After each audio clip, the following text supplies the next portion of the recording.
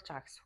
А гэрэл цацарж байгаа, гэрэл тарж байгаа гэдэг физик дүрслэхтэй болохоор гэрлийн цацрагаар дүрсэлдэг. Гэрлийн цацраг бол ийм загвар байдаг. Чиглэлтэй хэрчмээр дүрсэлж гэрлийн цацрагийн загварыг оруулж ирдэг баг. Гэрэл хаасайгүй ингээд тарж байгаа шүү гэдгийг бид нар яах нь гэрлийн цацрагаар дүрсэлж үзүүлдэг. Самрын автгаад цаашаа наашаа ч гэсэн тарж байгаа гэсэн ийм бөмбөлөг гадуугаар гэрэл үсчээс зүг бүр тишээ гэрэл цацарч байгааг бид нар ингэж дүрсэлдэг байна. За гэрэл үүсгчээс гарсан гэрлийн цацрагууд ямар нэгэн эд гадаргуу юм дээр тусаад буцаж ойж болдог. За үүнийг бид нар дүрсэлж үзүүлэхтэй болохоор за хамгийн сайн гэрлийг ойлгодог гадаргуу толь дээр жишээ авч үздэг байгаа 6 дугаар амт тийм. За бид нар бидний амьдрал ахуйдаа хэрэглэдэг тэгшин гадаргуутай ийм толийг бол хавтгай толь гэж нэрлэж байгаа. За эгц дээшээ харуулад тавьсан байгаа толийг гэсэн самбарцуулж байна. За гэрлийн цэцрэг толин дээр туслаа. За энэ тусж байгаа энэ цэцрийг бол бид нар туссан цэцрэг гэж нэрлэдэг. За энэ бол тусгалын цэг. За буцаад толин гадаргуугаас буцаад явж байгаа цэцрэг чиглэлээ өөрчлөөд буцаад тарж байгаа цэцрийг бол ойсон цэцрэг гэж нэрлэдэг. За энэ бол туссан цэцрэг. Энэ болохоор ойсон цэцрэг. За тусгалын цэг. Тусгалын цэгт татсан эрхэмлэлээр шулуун буюу нормал шулуун гэдэг. За гэрэл авах үзэгдлийг энэ ойсон туссан цэцрэг нормал шулуун тусгалын цэг гэсэн эдгээр ойлголтуудаар гэрэл авах үзэгдлийг илэрхийлдэг. За энд ямар дүрэн баримтлалтай гэхээр тусгалын өнцөг нь буцаад ойж байгаа энэ өнцөгтэй ямагт тэнцүү байх хэрэгтэй тий. За энэ туссан цэцрэг энэ шулуун байна тий. Ойсон цэцрэг нормал шулуун 3 нэг хавтгаад орчих хэрэгтэй гэсэн юм гэрэл авах үзэгдлийн үндсэн хоёр хууль байгаа тий. За тэгвэл одоо хэдүүлээ хавтгай тойлонд дүрс яаж үүсгэх тухай ярилцъя. За хавтгай тойлыг багшны энэ самбарт ингээд босоо барилтаа. Энэ тойл зуръя. Толны артлын хэсгийг дандаа ингэж зураасалт сурна. За цэгэн гэрэл үүсгэж байгаа. Эс цэгэн гэрэл үүсгэж дүрсийг хавтгай тойлонд үүсгэж үзье.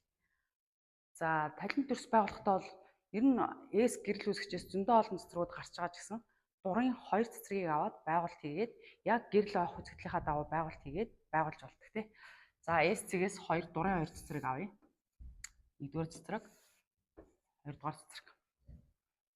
2 туссан цэцрэг зурагдаж байна тий. За тусгалын цэгүүдэд тодруулъя. Тэмдэглэжийг.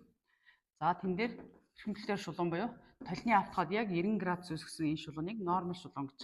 Эндээс өнцгөө харчна. Ямар өнцгөр туссан байна вэ тий.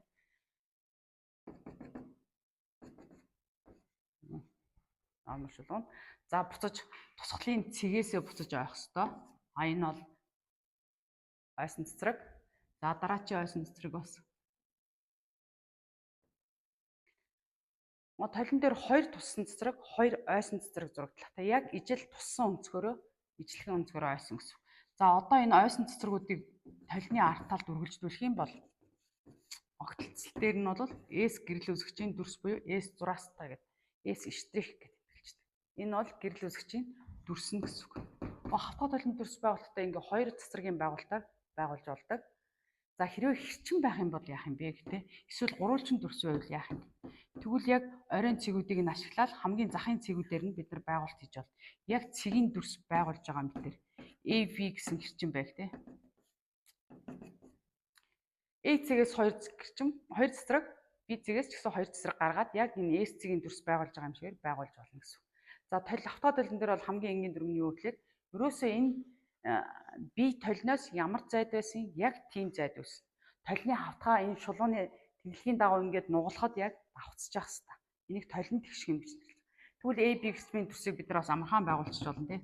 Саяны 2 байгуулалтаараа байгуулахаар хэрвээ яг чи зөв байгуулалт хийх юм бол A штрих, B штрих гэсмийн дүрс нь яг ямар зайд байсан, бас ямар өндөртөө байсан яг тэр хэмжээгээр үүсдэг гэсэн үг байна шүү дээ. За хавтгай толины онцлог юм байна. За хэрвээ толины тоо олон болоод ирвэл яах вэ? 2 толь байвал яах вэ ч гэдэг юм дээ. Эсвэл толь ингээд ташуу байралтай байвал яах вэ? Бодлогод ингэж өөрчлөгдөж болно тий.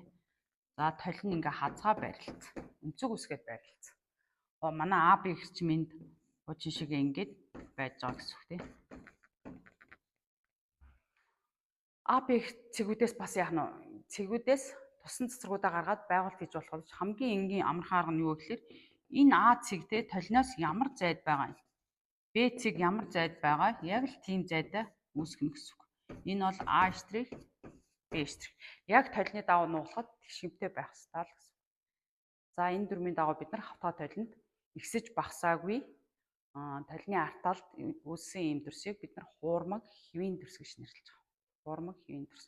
Өдөр болгон бид нар толинд одоо хуурмаг хэвийн дүрсээ хардаг байх нэ гэсэн үг. За хид хідэн тол байвал яах вэ? Хид хідэн тол байв. За багшин самбарт 90 градус хоорондоо яг тэгшимцэг үүсгэсэн хоёр тол зурж үзье. 90 градусын өнцөг үүсгээд байрлаж байгаа хоёр толин дээр бас цэгэн гэрлүүлэгчийн дүрс яаж үүсэх вэ? Яг саяны дүрс байгуулах аргаараа тэгшимтэй байгуултууд гэх юм бол энэ 2 дугаар толигчтэй энэ 1-р тол. За 2 дугаар толины дүрс S2 зураастаа 1-р толины дүрс S1 зураастаа гэнэ. Тол болгон дүрсээ үүсгэх. Тэгэнгүүт энэ 2 дугаар толь маань 1-р толинд үүссэн дүрсийг бас B гэж хараад дүрсээ үүсгэн тий. Яг тэгшимтэй үүсгэх ёстой. S3 штрих. 3 зураастаа. Энэ 1-р толинд 2 дугаар толины энэ дүрсийг 1-р толч гэсэн бас яах нь B гэж хараад дүрсээ үүсгэнэ гэсэн. Тэгшимтэй. Ингээд нугалахад яг тэгшимтэй таарч чагаар ингээд үүсгэнэ. Ингээд харахаар яг хоорондоо яг 90 градусын өнцөг үүсгэсэн хоёр хавтгай толины хувьд болохоор дүрсийн тоон 3 байж. 3 байна. Энд яг ямар зайдаас яг ингээд тэгшимтэйгээр ингээд үүсчихнэ гэсэн. Тэгэхээр ерөнхий тохиолдолд хэрвээ өөр ямар нэгэн P өнцөг үүссэн тохиолдолд бид нар бас дүрсийн тоог олж олдог. Нийт ингээд тойроход 360 градусын өнцөг байдаг учраас тэрнийг P өнцөгт нь хуваагаад нэгийг хасах юм бол дүрсийн тоо гардаг. Дүрсийн тоо. Одоо 90 градус дээр шалгаж үзье те. Энд тэнцүү 360 градусыг 90 градуст хуваагаад нэгийг хасчих. 3 гарч. Одоо тэгвэл бид нар ямар ч дурын өнцөг өгсөн тохиолдолд бид нар дүрсийн тоог олоод авах боломжтой. Хоорондоо 60 градус үүсгэсэн хоёр толины жишээ авч үзье те. S цэгэн гэрлүүлэгчийн дүрс энд хэд гарах нь вэ гэдгийг бид нар байгуулалтаараа бас нэлээд төвөгтэй байгуулалтууд хийгээд дүрсийн тоог тоолж олно. Бас бид нар энэ саяны энэ томьёо дээрээ тавиад бодож үзье те. 360 градусыг 60 хуваа хасах нь 1 гэхэд 6 5 дүрсийг бид нар байгуулалтын аргаар хийгээд баталж болно гэсэн үг. Хэрвээ өнцөг нь 360-д хуваагдахгүй байвал яах юм бэ гэдэг хүүхдэд асуудаг тий. Жишээлбэл одоо 50 градус ч гэдэг юм уу тий. 360 градусыг хуваах нь 50 градус хасах нь 1. За 36-ыг 5 хуваахаар чинь 7.2 тий. Хасах нь 1 6.2. Ийм болчвол яах юм бэ?